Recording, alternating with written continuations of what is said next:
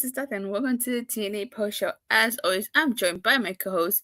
He's the star of the show, and he allegedly has no relation to Steve Macklin. He's the one and only Burt Macklin. I'm here, but noticed he was absent from the show tonight, but I'm here. I'm on our show, so how's it going? It's going good. How are you doing? I'm good. So we have so much to talk about because tonight's show was live from Full Sail University. But before we get into tonight's show, let's talk about NXT real quick. So on NXT, the long-awaited confrontation between Moose and Oba Femi finally happened.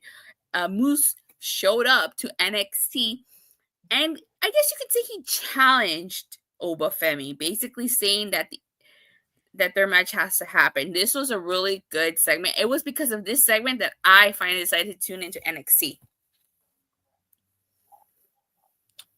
That might be the biggest news of the night of the show. What did you think? Honestly, overall, I thought it was a pretty good show. I think that the women of NXT are incredible. I think that they can definitely give the Knockouts a run for their money. And very enjoyable show for the most part.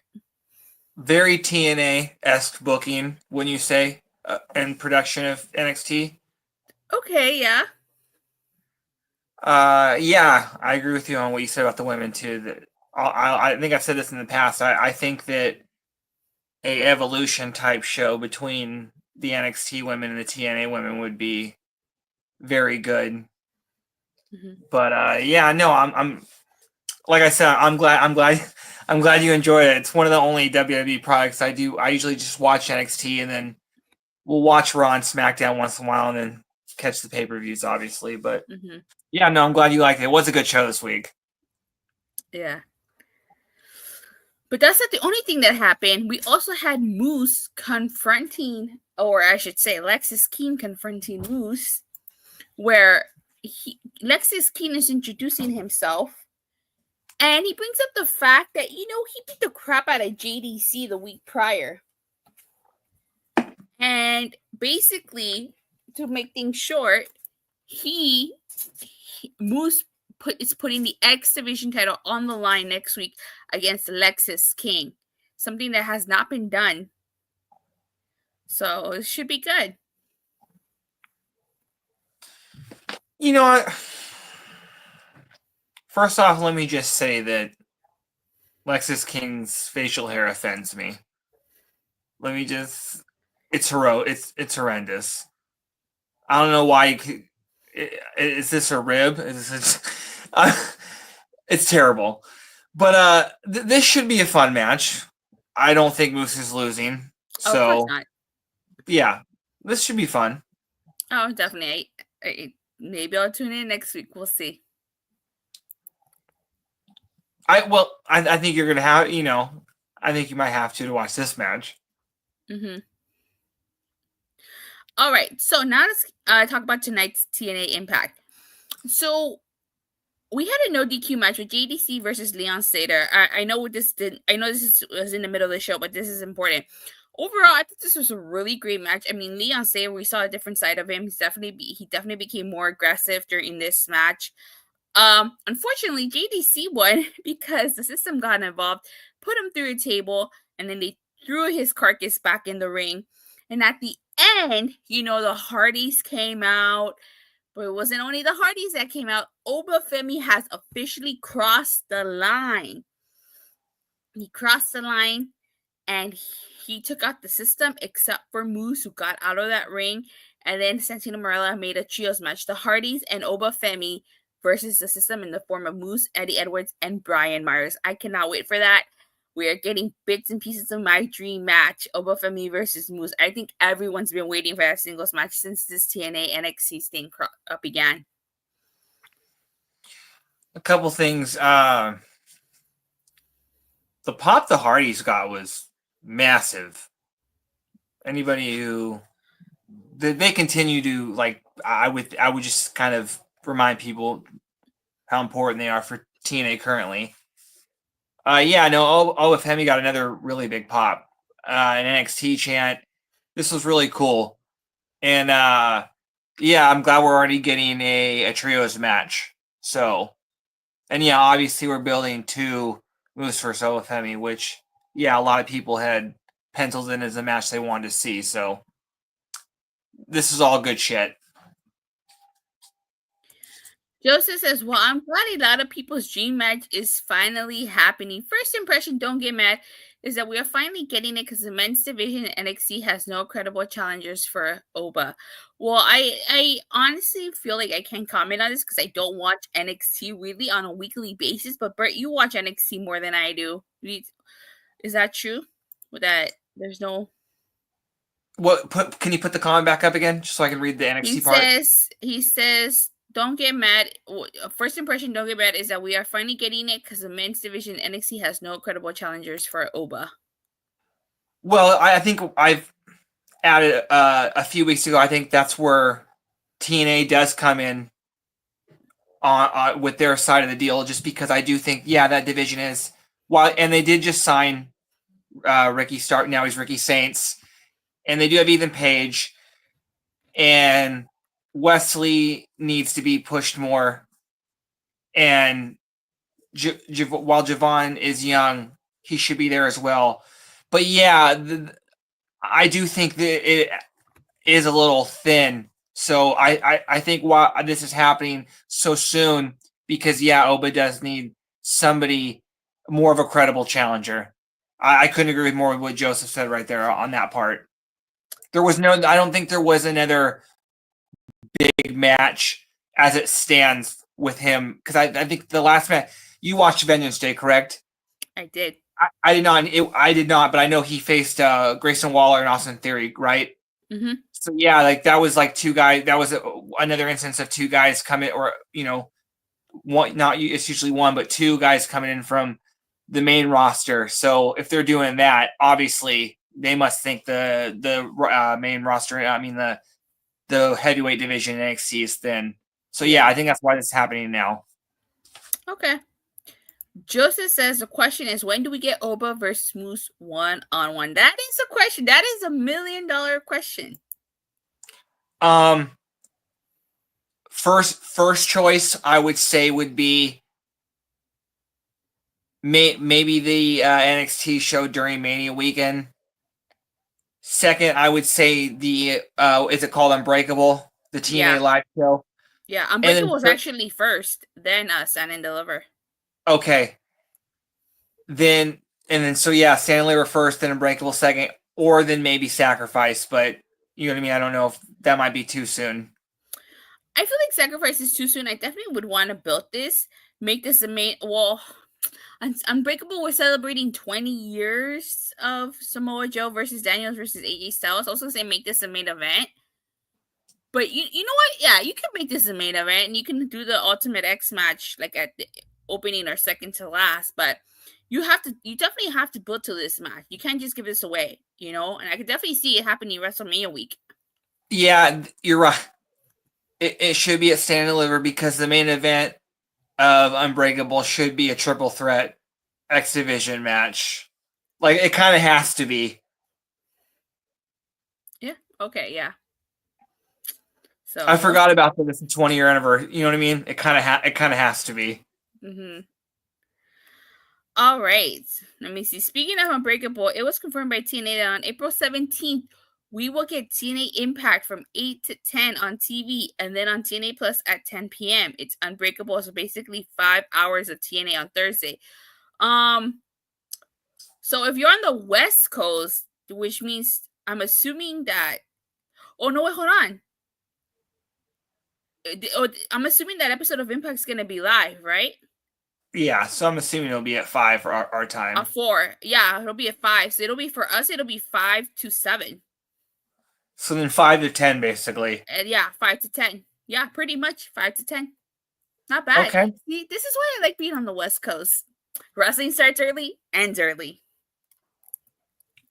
Yeah. Good point. Yeah. I like going to a show at 4 and getting out by like 8 or 9. That's true. That is nice. It is. All right. So tonight's Impact kicked off with the Joe Hendry Encore concert. And one of the things that I noticed about this Encore concert is he mentioned that likes the Sheamus, the Miz, Roman Reigns, John Cena. He was talking about his appearance in the Royal Rumble. This was a good a good contract. I was thinking, and then he gets interrupted twice. The first time he gets interrupted is by the Colons, Eddie and Orlando. And tonight is their TNA debut. And they were basically going to attack Joe Hendry until a certain someone showed up. And that certain someone was Elijah, formerly Elias of the WWE. There is an update. This is from Fightful Select reporting that TNA is now walking with Elijah. The former Elias debuted for TNA on the live edition of Impact in Orlando on February 20th. Fightful Select had debunked rumors recently that he signed with AEW Ring of Honor, noted that TNA had interest in bringing him in. Not only did TNA bring him in, Fightful Select has confirmed that Elijah has signed with TNA Wrestling. We're still working to find out why Elijah filmed a vignette with the Righteous, who still appear to be under AEW ROH contracts, although they have not wrestled in a while. That is a good question, because he did film those vignettes. I thought he was going to AEW, but I'm really happy he came to TNA. Why? Because I walk with Elijah. I don't know about you, but I walk with Elijah.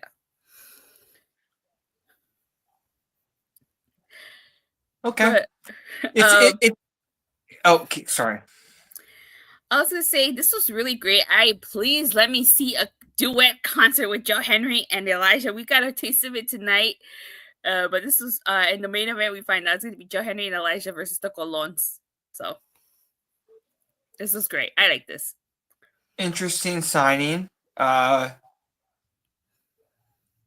kind of signed someone who does everything that Joe Hendry does, but just not as good.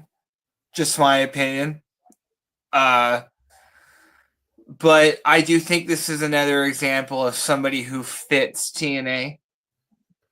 Obviously, just because right now, currently, you know what I mean? Just because the way they brought him in, that's just the first image I have of them is them doing the same thing. But it's not like he wasn't doing the same thing. He was doing this gimmick before, I don't know about before Joe Hendry, but he was doing it before he came to TNA. So that's beside the point. But yeah, no, this was fine. I'm glad that we got a tag match tonight. It's cool that he debuts tonight and we get a match. You look good. So yeah, this was fine. Whatchamacallit? I really liked our commentary because they were in Full Sail, and as you and I both know, and as everybody here who should know, or in case they don't know, Full Sail was the former home of NXT, and as we know, the black and gold era specifically. And I like the commentary kept making references to Elijah being a drifter, so to speak. Oh yeah, that's right. I like that. They were also talking about during the match. Credit to Raywall, he was given a lot of history of not only just like wrestling in Puerto Rico, but just like a lot of the history of the Colons. Like again, references just to whatever their name has been, whatever, and then just a lot of their time in FCW. So yeah, I really like both Raywall and Hannafan on commentary during this match, giving you as much as they could. And without saying too many, you know what I mean? Yeah. The crowd was chanting, "Where's Carlito?" I didn't catch that. Yeah, they're chanting, "Where's Carlito?" Justin says, feels like the signing of Elijah was TNA preparing for the future just in case Joe Hendry sends it to WWE. I can see that. Because I think that, but I can see that, and the reason why I can see that is because you remember when he was Elias, he was sort of a heel, so I definitely could see him being a heel version of I guess you can say Joe Hendry for TNA, if and when Joe Hendry decides to go to WWE. Yeah. Okay. We get a Leon Slater interview, and he's basically talking about how the system don't see him as an equal, but that his mindset is simple. The system don't respect him, and he basically wants to earn his place in TNA. So this was, decent interview by Leon Slater. So I definitely still think that he will be the youngest X Division champion, just not anytime soon. Yeah, we've said the day he's got time. Oh, it's February 20th, so he officially has what, 7 months to go? Yeah, but that is a long time. Yeah, roughly 7 more months to go. It's a lot of shows between then, so. Yeah, definitely has to happen before Bound for Glory, that's for sure. Yeah. All right, well, next we get the Colons getting interviewed, and they're basically okay.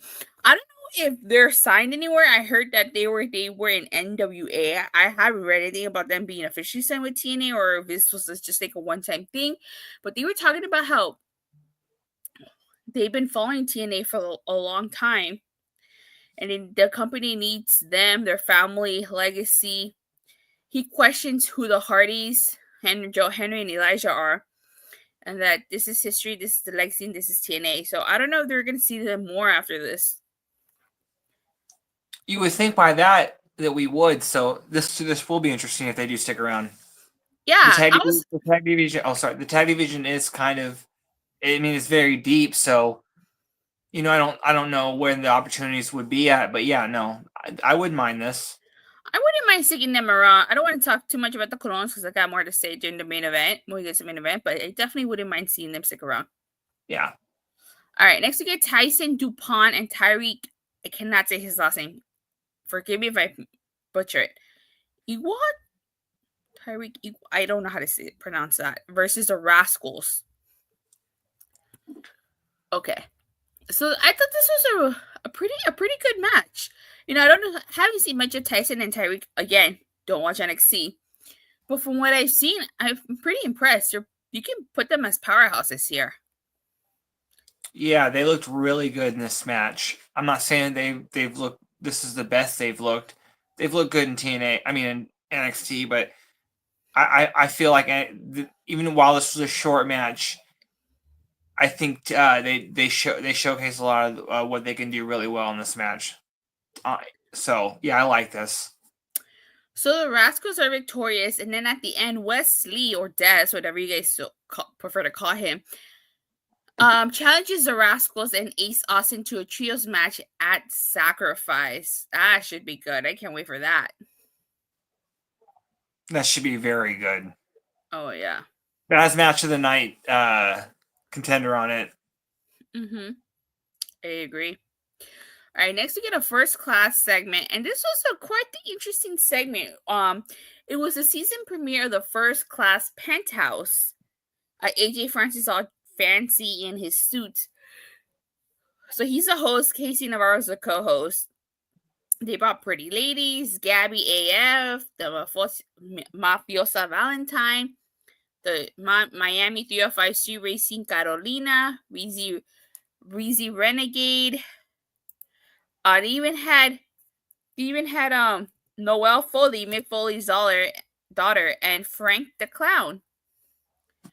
So, I like how AJ Francis brings up the fact that he's upset over the lack of opportunities that First Class has had at the tag titles. That is very true. They have not had as many opportunities at the tag titles as we have hoped. And that they try to pacify him by giving him his own talk show, basically. Now, the next thing that he mentions is something that you and I have talked about, and I've mentioned this so many times. He says that he never gets the credit he deserves for creating Henry Mania, and that is so true. We've mentioned this. AJ Francis does not get the credit he deserves for helping Joe Henry go viral. It was Joe Henry's feud with First Class that put Joe Henry on the map. That apology that he did for First Class, that caused him to go viral. And he's right. He doesn't get enough credit for helping him. Yeah. I think we all know that by now. He's just out there spitting facts. This was very good. This was very entertaining. Oh yeah, and I like how he trolled the crowd by saying that his first guest is phenomenal and has style, and it's AJ Francis. The crowd was not happy with that. I got some heat. He's doing. Yeah. If people don't understand why AJ Francis is getting these opportunities, then you're not paying attention because the segment, yeah, he was getting heat out there, and that's what he's supposed to be doing. So he's continuing to be over. Yeah, this was good. I really, really like this. Yeah. I hope we get to see more of the First Class Penthouse. It should be a regular segment. I agree. Okay. We get Lei Ying Lee versus Rosemary. I thought this was a good match. Lei Ying Lee victorious, and then Rosemary, smits. She throws a mist at Lee's face after the match. So, talking about adding insult to injury here, but this was good. I was surprised. Oh, sorry. I definitely do think Lei Ying Lee is going to be a top star in the Knockouts division. I was surprised that she won. I was hoping she won, and I'm glad that she won. I didn't really like the ending too much. You know what I mean? Mm-hmm. Just having her immediately get misted, after the finish. But, it's setting something up most likely, so. Yeah. Okay, next we get Death Machine TV segment. And Sami Callihan is hunting for dumbasses during this episode. And a brawl breaks up between him and Mance Warner. So, obviously, I think you're right. I think this is going to lead to him challenging for the digital media title somehow. And which I'm fine with that. Especially if they put something on the line, whoever wins this, is the official champion. So then I do see Mance winning and then maybe doing something where he does drop the title to Steph again, you know what I mean? So, yeah, I do like what they're doing with this. Me too. I think we're going to see a match at Sacrifice. Yeah. All right, we get a Tessa Blanchard backstage segment. And, the doctor's examining Lei Ying Lee. And Tessa just shows up, says she's ready for her physical. And she wants the doctor to stop checking on her and focus on her. But the doctor is just like apologizing and says he needs to focus on Lee right now. And Tessa starts mocking Lee, saying, "What's wrong? She can't see. It's just a little mist." But basically Tessa walks her really angry after this because, she's not being taken care of. And this actually affects her segment later on in the night. But this was good. I'm liking this heel Tessa Blanchard. I hated it. I'm not going to lie. Just because, again, I said I didn't like how Yi Ling was immediately misted. And then, so kind of take away the moment right there from her. And then this segment makes me think that, okay, so obviously it's going to be her versus Tessa. And I don't think that Yi's winning. And that makes me even more mad because I agree. I want what you said before this. I want her to be a big star. You know what I mean? Mm-hmm. So, and I don't need her to immediately. I need them to continue having her win. So, this was fun. Again, I didn't like it, but it was fine. Joseph says, "I like it. If people are pissed that Tessa's back in TNA, she's going to make them pissed by trying to avoid wrestling unless the TNA Knockouts Championship is on the line." Okay. So next we get the Northern Armory segment. And basically Eric Young is bragging about the fact that he sent Josh Alexander packing. He talks about that that he eliminated Josh Alexander forever, called him weak, and that he took the Northern Armory from him. Sinner and Singh were pawns under Josh, and they were boys, but under his leadership, they could be men, champions, and stand next to him at the top of the company. He basically wants Steve Maclin to come out and stand next to him, but Steve Maclin doesn't come out. And he says he thinks about how Steve even warned him about Josh, that maybe he did it for himself, maybe he did it for Maclin, but the business is red. Blood red. So I like this segment. It's interesting to see the differences in Eric Young as leader of the Northern Armory and Josh Alexander as leader of the Northern Armory. So great fucking promo. And I know what you're thinking. And I'm going to stop you right now. Because when he said that they're going to sit on top of the mountain, I'm not ready to say I'm going to put the world title on Eric Young yet. I'm not there yet. I'm not going to add, come on. I got to have a little bit of, I can't put everybody in. But I'm just saying, Eric Young's great at leading factions. By design was great. I really like this. Sinner and Saint just sitting there, they're not saying anything. They look very intimidating. I like the whole, and like you said too, this it's a very different the Northern Armory. It feels very different. There's glimpses of like Violent by Design in this group. Just again, they're very much heels in terms where you could argue that maybe the Northern Armory weren't, well, even though they were heel. This group is very much heels. Mm-hmm. Mm-hmm. Like, I want Synergy to be tag team champions, but I want the Great Hands to have a tag team title run first. So I would rather have the Great Hands win the tag titles first than Sinner and Saint. Because when the time comes for Eric Young to be world champion, Sinner and Saint can win the tag titles. But I don't see Eric Young being champion anytime soon. Not before Frankie, not before Mike Santana, not before Ali. Yeah. All right. But definitely, I could see them holding the gold. Just not anytime soon. Because this group is just getting started. Yeah. All right. So next we get an interesting segment between Mike Santana and Mustafa Ali. So it's a little confused at first because you just saw a group of people like just talking about stuff. But then you see Mike Santana and Mustafa Ali just comes and sits right next to him and he starts talking about addiction and how everyone is an inspiration because they went to war with their addiction. And he starts giving advice about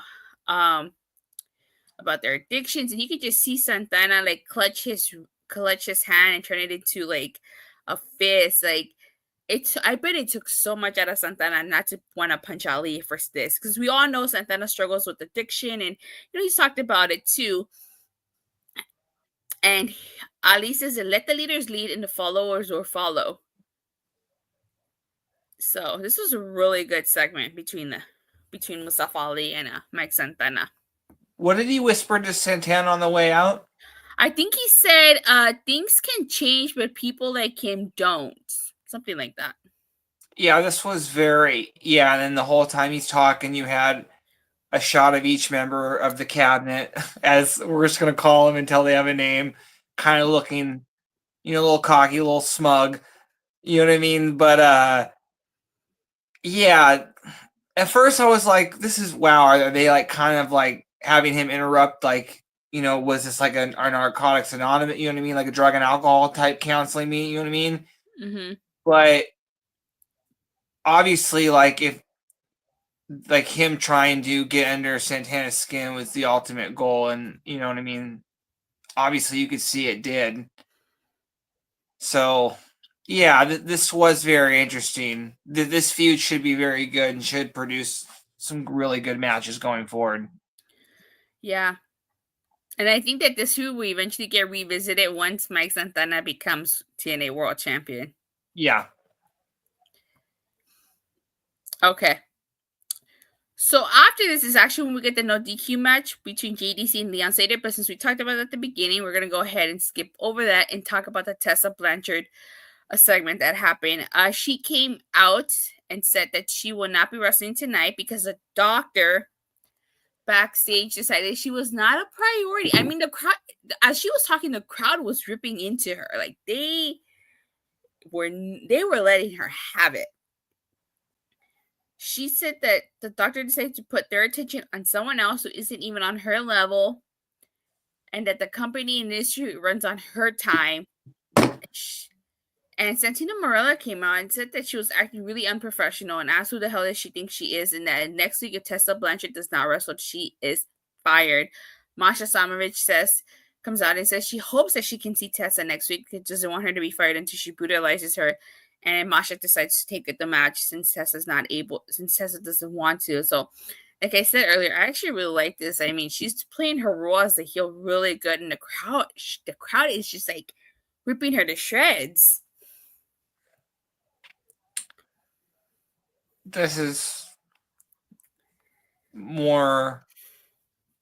This is like nuclear go away heat, not like, kind of in a sense. The crowd was pissed. when it comes down to it, she shouldn't beat Masha. I hope Masha, that's a forecast to when this match does happen. But I like Masha coming out and taking the match just because I still think they need to do more to kind of make Masha be the dominant champion she should be. So I'm glad that this was a squash match.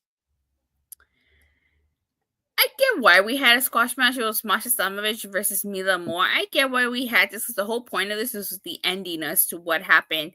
After Masha Slamovich wins, she gets attacked by Cora Jade. And as we learned, it will be at Sacrifice. It will be Masha versus Cora Jade. I thought that was the biggest. Aura Jade, as we're trying to. Also, as my friend Cam called her tonight, Cora with the aura. I thought this was the biggest moment of this whole segment, just because. Again, I think this is the most interesting feud for Masha since, and I think they're doing a great fucking job with it. I don't know if they announced this match yet. We're getting to it. Okay. And so I think they're also doing a very good job to tease that this could be the first title that changes hands between these two promotions. Just imagine if Cora Jade beats Masha. Yeah, that would be interesting. It would be. So we had a Santino, Marella, and Arianna great segment. And this in this segment where they officially announced the match taking place at Sacrifice on March 14th. And they call it the TNA NXT Interpromotional Showdown. We still have yet to get Worlds Collide. Hopefully we do soon. And they're interrupted by Heather Nash by Elegance and the Personal Concierge. And they're basically asking for a rematch here. They're asking for a rematch.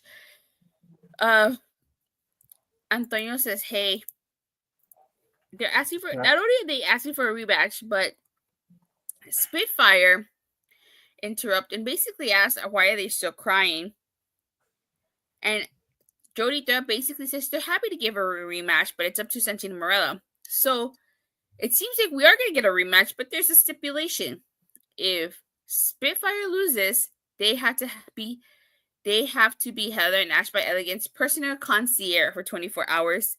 Or if Heather Nash by Elegance lose, they have to be Spitfire's Personal Concierge for 24 hours. So things just got interesting here. Really? Yeah. Now the stipulation I wanted, just because I was hoping he would say that if the Elegance brand lost, they wouldn't get another shot as long as Spitfire are champs. That would kind of. But then that would kind of be like, okay, well, they are winning. You know what I mean? Yeah. But this is fine. I still think they are winning. So this was good. Also, just going back to the beginning, I think that Arianna and Santino are so funny on camera together. Because him remembering his birthday, or like making a joke about why wouldn't she? I don't know. This was fun. Yeah. Well, like father, like daughter. Yeah. Yeah. So, but I will say one last thing. After this rematch, we have to move on from this feud. Yeah. So Ryan Nemeth makes an announcement, and that's his brother, his big brother, returns to TNA Wrestling in 22 days at Sacrifice. Even though he's heel, I have to give props to Ryan Nemeth here, because he is playing the character of the annoying heel really well. Who thought he had it in him? It's really the best role. This is the best shot he's got. You know what I mean? To kind of to do something. You know what I mean? So, yeah, I think he's playing this perfectly. I love how he makes that that high pitch with his voice. He's like, my brother. Yeah. So this was good. Ryan Nemeth, he's winning me over, much like AJ Francis did. Yeah. All right. So the main event ends up being Joe Hendry and Elijah versus the Colons. And I have to say, I wasn't a huge fan of the Colons or the Shining Stars of the Caribbean back when they were in WWE, but they're actually not bad wrestlers. This was actually a really good main event. Yeah, I know. Everybody looked. Nobody looked like they shouldn't have been in there. So yeah, this was a fine main event. This was good. Yeah, and Elijah and Joe Henry worked really well together. And even though Elijah and Joe Henry won, thanks to Elijah, I wonder if this is the last we'll see of the Colons, or if we're going to see them some more. I definitely wouldn't mind seeing them some more after this performance. This was really great. Yeah, they definitely. It wouldn't hurt to bring them in more for the future. So yeah, I'd be fine with that. Yeah, but overall, I thought this was a fantastic episode. I mean, for this being a live episode, I think they knocked it out of the park. Production wise, appearance wise, it looked great. It sounded great. It seems like we're past the days of having audio issues. The visual appearance was great. The build, everything just looked great. It sounded great. Yeah, the crowd was hot, and I would much rather. What was the place that they would run in Nashville? Was Skyway, right? Skyway Studios, yeah. This is a much better home if they have to. You know what I mean? In terms if they have to have like a place where they run regularly. Especially if it's either that or this. Yeah, this was a very good crowd. It looked great. The whole production of the show looked it was A+. Yeah, I agree. It definitely was. All right, but overall, the show was great, top to bottom. I really enjoyed tonight's show. Definitely. Alrighty, Bert. You got anything else you want to say as you get ready to sign off?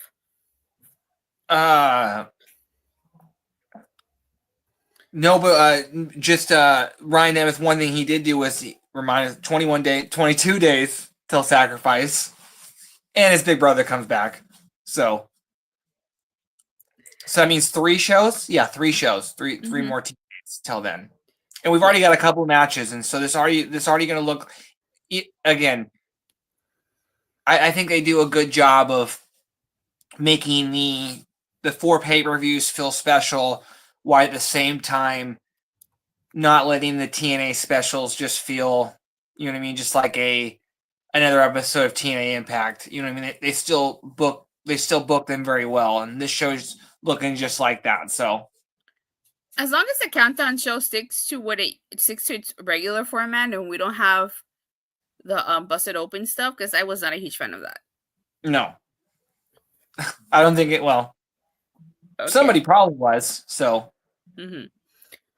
Alrighty, Bert. Where can people find you on social media? Just on Twitter at BertMac11. All right. As for yours truly, you can find me on Twitter or X at @Tessa_Talk Raw, SmackDown 83 Dynamite, TNA Impact. I go live every Monday, Wednesday, Friday, casual Saturdays and Sundays on my YouTube channel, Rangers of Wrestling. And of course, for all things TNA, you catch me here every Thursday on Body Slam. Joseph says, yeah, I wasn't a fan of that busted open live on the last countdown. Yeah, same here. It wasn't open. Hopefully they don't do it anymore. But with that being said, thank you guys all so much for watching and for the continued support. Please don't forget to like and subscribe. Make sure you hit that bell so you can notify whenever we go live or whenever Body Slam goes live. We'll see you guys next week. Bye.